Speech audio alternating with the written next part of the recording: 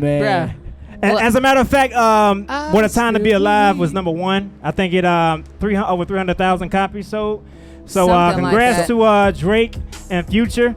But give me your thoughts on What a Time to Be Alive, man. What you think of the album? It's alright. I'm not, and Jay, I think we've talked about this before. I'm just not the biggest Future fan. We've had the discussion before. There's only one record he's ever done that he's a guest on that I like. It's a record deal with Tinashe that I like. Other than that, that's just being real. And I listened to the tape last night. I was tuning out when he was on, but Drake, I like Drake on that record. The 30 for 30 freestyle, that's dope. That's dope. I actually really like that record, but just my overall thoughts was just like, it's not my complete cup of tea. Kind of like, did you guys hear about that Complex article that came out earlier this week by chance? What did it say? There was an article that defended the record as, there's certain times for certain types of music, but the author took the liberty of kind of throwing Lupe Fiasco and Talib Kweli under the bus, saying, we don't want to hear that type of music at a barbecue. So we understand that there's a different time and place for different types of music, but there was just no need to throw anybody under the bus, which Lupe and Kweli had issues with Complex. The editor-in-chief had to kind of chill it out. So I think what... So Lupe and who was? And Talib Kweli. And Kweli, they said that about Drake and Future's album?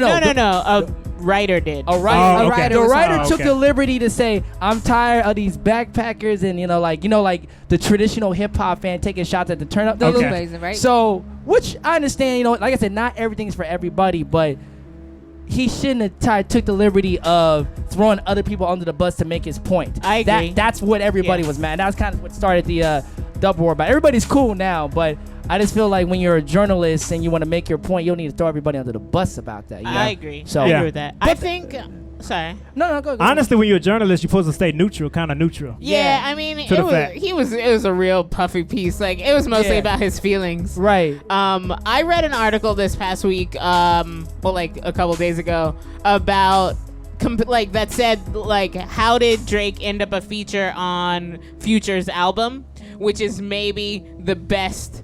Like, that clicked for me. Like, it sounds like a Future album that Drake is featured on every song. Except there's, I think Changing Location sounds really Drakey. Right. And I was near the end. And the 30 for 30 freestyle. Yeah, and the 30 for 30. I really like Diamonds, that record. what is it? Diamonds? That's a Drake. That's a Drake song.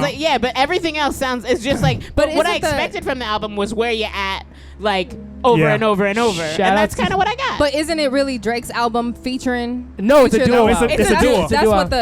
That's what when you look at the screenshot, that's what it says. It's supposed to be a duo album. Yeah, it's a duo. It's like because I think they Future. released it under Cash Money, I believe. They did. If you look at the Spotify release, they released that's a whole nother that's discussion. what I'm saying, though. That's a whole nother discussion. Yeah, what's the legality on that one, knowing his problems? Right, exactly. So I just think they hyped it up to the point where I wanted that real hip hop, that maybe old school, that more substance. But maybe right now, that vibe isn't. That's the wave. Everybody wanna but we've never just turn up, and you know what I mean. So ever gotten substance from either of these cats. Drake is only talks about substance when it's in regards to his feelings, and Future. Well, we don't even ever know what Future is really saying. So. I don't know. Because he's always. I think we all know that. Gucci flip flops. Yeah, I think we all know that. Sometimes music. But as is artists, go ahead. I'm sorry. I think music, sometimes you have to be in a certain place to kind of understand music or for it to hit you in a certain way. Right. And with Future, you can actually understand Future rather than Young Thug anyway. But I think the thing with Future, he always have the high beats. And I'm with you, Mills. Yeah, I think the album was because I was expecting the album to go I was expecting more.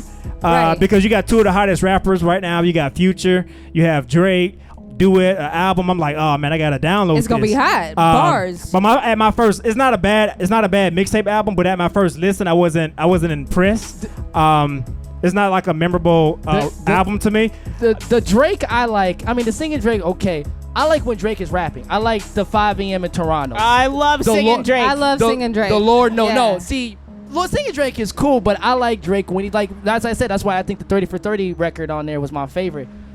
Shout out to, what's the line he said about Karrueche on there? Karate. Yes, Karate. something with the chopsticks. Chopsticks, karate with no chopsticks or something. I was like, disrespect. Ooh, that was low. Disrespectful. That was low. But I mean, if I had to rank the album out of 10, I give it a cool 7.